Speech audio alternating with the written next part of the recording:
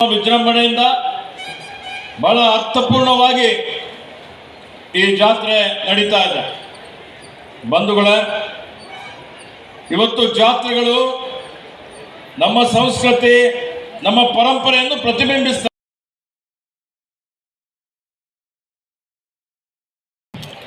ಸುತ್ತೂರು ಮಠಕ್ಕೆ ಬರೋಕ್ಕೆ ಒಂದು ಖುಷಿ ಆಗ್ತದೆ, ಸುತ್ತೂರು ಸ್ವಾಮಿಗಳು ನೋಡಲಿಕ್ಕೆ ಒಂದು ಖುಷಿ ಆಗ್ತದೆ. ಕಾರಣ ಏನಂದರೆ ಸುತ್ತೂರು ಸ್ವಾಮಿಗಳ ಮುಖದಲ್ಲಿ ನಗೆ ಯಾವಾಗಲೂ ಸುತ್ತಾ ಇರ್ತದೆ ಅಲ್ವಾ, ಅದಕ್ಕೆ ಖುಷಿ ಆಗುತ್ತೆ. ಇವತ್ತು ಸುತ್ತೂರಿನಲ್ಲಿ ಭಾಳ ಅದ್ಭುತವಾದಂಥ ಒಂದು ಕಾರ್ಯಕ್ರಮವನ್ನು ಸ್ವಾಮೀಜಿಯವರು ಮಾಡ್ತಾ ಇದ್ದಾರೆ. ಅದು ಸುಸ್ಥಿರ ಕೃಷಿಗಾಗಿ ನಿಖರ ಬೇಸಾಯ ಕ್ರಮಗಳು.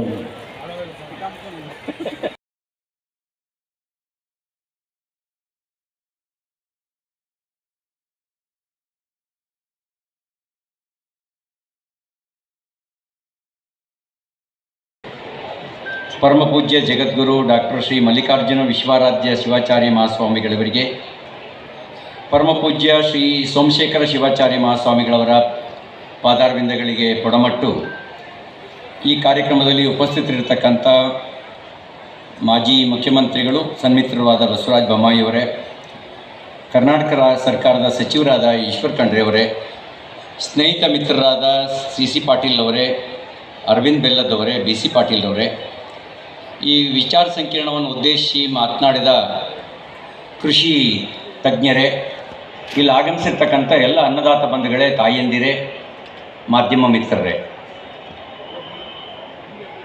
ನಾನು ಒಂದು ಕೃಷಿ ಕುಟುಂಬದ ಹಿನ್ನೆಲೆಯಿಂದ ಬಂದವನು. ಒಂದು ಘಟನೆಯನ್ನು ಮೆಲುಕು ಹಾಕಲಿಕ್ಕೆ ಬಯಸ್ತೇನೆ. ಇಂಥದೇ ಒಂದು ಕೃಷಿ ವಿಚಾರ ಸಂಕಿರಣ ನಮ್ಮ ಬೊಮ್ಮಾಯಿಯವರ ಕ್ಷೇತ್ರದಲ್ಲಿ ಹಾವೇರಿಯಲ್ಲಿ ಒಂದು 20 ವರ್ಷದ ಹಿಂದಿನ ಮಾತು. ಒಂದು ಕೃಷಿ ವಿಚಾರ ಸಂಕಿರಣ,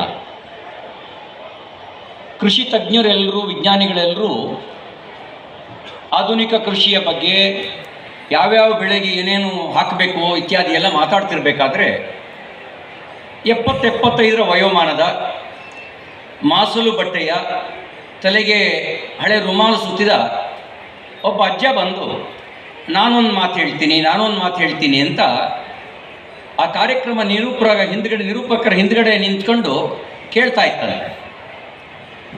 ತಡಿಯಜ್ಜ, ಇವರೆಲ್ಲ ಸೈಂಟಿಸ್ಟ್ ಎಲ್ಲ ಬಂದಿದ್ದಾರೆ, ಅವ್ರೇನು ಹೇಳ್ತಾರೆ ಕೇಳ್ಕೊ, ನಿಂದಿದ್ದೆ ಅಂದಾಗಲೂ ಇದು ಬಿಡ್ದಂಗಲ್ಲೇ ನಿಂತ್ಕೊಂಡು ಒಂದೇ ಒಂದು ಮಾತು ಹೇಳ್ತೀನಿ. ಊಟಕ್ಕೆ ಬಿಡುವ ಸಮಯ ಆಗಿತ್ತು. ಆಗ ಅದೇನು ಹೇಳ್ತೀವಿ ಹೇಳೋ, ಒಂದೇ ಮಾತು ಅಂತ ಮೈಕ್ ಬಡ್ಡಿಗೆ ಬಿಟ್ರಂತೆ. ಅಜ್ಜ, ಮನುಷ್ಯ ಸತ್ತರೆ ಮಣ್ಣಿಗೆ, ಮಣ್ಣೇ ಸತ್ತರೆ ಮತ್ತೆಲ್ಲಿಗೆ ಅಂತ ಬಂದು ಕೂತ್ಕೊಬಿಡ್ತಂತೆ. ಮನುಷ್ಯ ಸತ್ತರೆ ಮಣ್ಣಿಗೆ, ಮಣ್ಣೇ ಸತ್ತರೆ ಮತ್ತೆಲ್ಲಿಗೆ. ಈಗ ರೇವಣ್ಣವರು ಮಾತಾಡ್ತಾ ಹೇಳಿದರು ಸಂಬಂಧಗಳ ಬಗ್ಗೆ.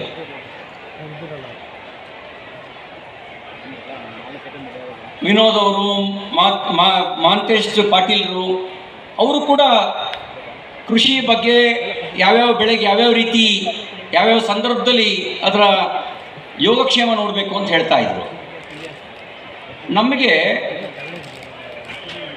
4 ದಶಕಗಳ ಹಿಂದಿನವರೆಗೂ ಇದೊಂದು ಸಂಸ್ಕೃತಿಯಾಗಿತ್ತು. ಎಲ್ಲದರ ಜೊತೆಗೆ ನಮ್ಮ ಸಂಬಂಧ ಇತ್ತು. ಭೂಮಿ ತಾಯಿ ಜೊತೆಗಿದ್ದು ನಮಗೆ ಸಂಬಂಧ, ಎತ್ತು, ಹಸು, ಎಮ್ಮೆ, ಕೋಣನ ಜೊತೆಗಿದ್ದು ನಮ್ಮ ಸಂಬಂಧ. ಎಲ್ಲದೂ ನಮಗೆ, ರಾಶಿ ಪೂಜೆಯೂ ಕೂಡ ಆ ಸಂಬಂಧದ ಸೂಚಕವಾಗಿ ನಡೀತಾ ಇದ್ದಿದ್ದು. ನಾವು ಕಣಕ್ಕೆ ಚಪ್ಪಲಿ ಕಾಲು ಹಾಕೊಂಡು ಹೋಗಂಗಿರಲಿಲ್ಲ. ಇವತ್ತು ನಾವು ರಸ್ತೆಯಲ್ಲೇ ರಾಶಿ ಮಾಡ್ತೀವಿ. ಯಾಕೆ ಅಂದರೆ ಈಗದು ಸಂಬಂಧವಾಗಿ ಎಲ್ಲರಿಗೂ ಉಳಿದಿಲ್ಲ, ಕೆಲವರಿಗೆ ಉಳಿದಿರ್ಬೋದು. ತಂದೆ ತಾಯಿಗಳ ಜೊತೆಗೆ ಸಂಬಂಧ ಉಳಿಸ್ಕೊಳ್ಳೋದು ಕಷ್ಟ ಆಗಿರೋ ಕಾಲ ಇದು. ಯಾಕೆಂದ್ರೆ ತಂದೆ ತಾಯಿಗಳ ಸಂಬಂಧನ ಯಾವ ಜನ್ಮದಲ್ಲೂ ಕಳ್ಕೊಳ್ಳೋಕ್ಕಾಗಲ್ವಂತೆ. ಅದೇ ವ್ಯವಹಾರ ಆಗಿಬಿಟ್ಟಿದೆ ನಮಗೆ. ನೀನು ನೋಡ್ತಾ ಅಪ್ಪನ ಆಸ್ತಿ ಮಾತ್ರ ಬೇಕು, ನೋಡ್ಕೊಳ್ಳೋಕೆ ಮಾತ್ರ ನಾನೊಬ್ಬನೇ ನೋಡ್ಕೋಬೇಕಾ, ನೀನು ನೋಡ್ಕ್ಯ. ಆಸ್ತಿ ಮಾತ್ರ ಅದು ನನಗಿರಲಿ, ಅಪ್ಪ ಅಮ್ಮ ನನಗಿರಲಿ ಅನ್ನುವಂಥ ಸಂಬಂಧಗಳೇ ಕಡಿಮೆ ಆಗಿರೋ ಕಾಲದಲ್ಲಿದ್ದೀವಿ. ಇನ್ನು ಅಣ್ಣ ತಂಗಿ ಇವೆಲ್ಲ ಜಾನಪದ ಸಾಹಿತ್ಯದಲ್ಲೇ ಆನಂದ ಪಡುವ ಸ್ಥಿತಿಗೆ ಬಂದುಬಿಟ್ಟಿದ್ದೀವಿ ಆ ಸಂಬಂಧಗಳನ್ನು. ಎಲ್ಲ ವ್ಯವಹಾರ ಆಗಿರೋ ಕಾಲದಲ್ಲಿ ಈ ಎರಡು ಮಾತಿನ ಹಿನ್ನೆಲೆಯಲ್ಲಿ ನಾವು ಕೃಷಿಯನ್ನು ಯೋಚಿಸಬೇಕು. ಭಗವಂತ ಜಗತ್ತನ್ನು ಮನುಷ್ಯನಿಗೆ ಮಾತ್ರ ಸೃಷ್ಟಿ ಮಾಡಿದಾನ, ನಾವು ಅಂದ್ಕೊಂಡ್ಬಿಟ್ಟಿದ್ದೀವಿ ನಮಗೆ ಮಾತ್ರ ಅಂಥೇಳಿ. ಆದರೆ ಭಾರತೀಯ ದರ್ಶನಗಳು ಮನುಷ್ಯನಿಗೆ ಮಾತ್ರ ಅಂತ ಹೇಳಲಿಲ್ಲ. ಸಿಮೆಟಿಕ್ ಮತಗಳು ಅದನ್ನು ಹೇಳಿದ್ದಾವೆ, ನಿನಗಾಗಿ ಜಗತ್ತು ಸೃಷ್ಟಿಯಾಗಿದೆ ಅಂಥೇಳಿ. ಆದರೆ ಭಾರತೀಯ ಮತಗಳಿರಲಿ, ಭಾರತೀಯ ದರ್ಶನಗಳಿರಲಿ, ಸೃಷ್ಟಿಯ ಒಂದು ಭಾಗ ನೀನು ಅಂತ ಹೇಳಿದ್ರು, ಸೃಷ್ಟಿ ನಿನಗಾಗಿ ಅಂತ ಹೇಳಲಿಲ್ಲ. ಆದರೆ ಯಾವಾಗ ಪಾಶ್ಚಾತ್ಯ ಪ್ರಭಾವ ಭಾರತೀಯತೆಯ ಮೇಲೆ ಬಂತೋ ಆಗ ನಮ್ಮ ಸಂಬಂಧಗಳು ಕಡಿಮೆ ಆಯಿತು. ಈಗ ಯೋಚನೆ ಮಾಡಿ, ನಾವು ಬರೀ ಬೀಜ ಹಾಕ್ತೀವೋ, ಬೀಜದ ಜೊತೆಗೆ ವಿಷನೂ ಹಾಕ್ತೀವ.